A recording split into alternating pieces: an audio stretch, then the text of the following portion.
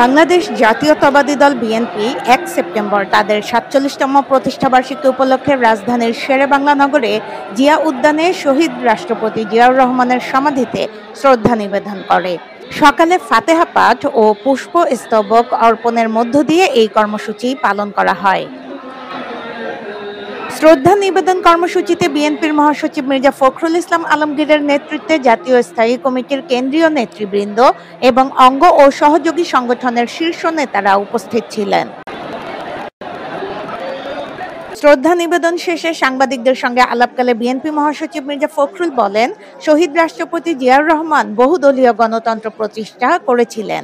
১৭০০ নেতা কর্মীকে গুম করা হয়েছে, খুন করা হয়েছে এবং একটা অবিশ্বাস্য রকমের একটা ফ্যাসিজম এখানে প্রতিষ্ঠা করা হয়েছিল। মূল লক্ষ্যই ছিল বিএনপিকে নিশ্চিহ্ন করা। আগামী নির্বাচন প্রসঙ্গে মির্জা ফখরুল বলেন, ২০২৬ সালের ফেব্রুয়ারির নির্বাচনকে সামনে রেখে বিএনপি ইতিবাচক ভূমিকা রাখছে। চ্যালেঞ্জ আমাদের সামনে রয়েছে, সেই চ্যালেঞ্জ হচ্ছে যে আগামী ফেব্রুয়ারি মাসে ২৬শে ফেব্রুয়ারি মাসে যে নির্বাচন অনুষ্ঠানের কথা আছে, সেই নির্বাচন অনুষ্ঠান সুষ্ঠুভাবে বা সর্বত্র সহযোগিতা করা, সাহায্য করা।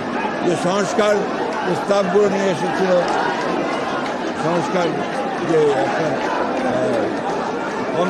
কমিশনগুলো, সেই সংস্কার বিএনপির সর্বাত্মক সহযোগিতা করেছে এবং বিএনপির ৩১ দফা কর্মসূচি প্রবর্তনের মধ্যে দিয়ে বাংলাদেশের রাজনীতিতে সম্পূর্ণ আমূল একটি পরিবর্তন বা আনার ব্যবস্থা করেছে।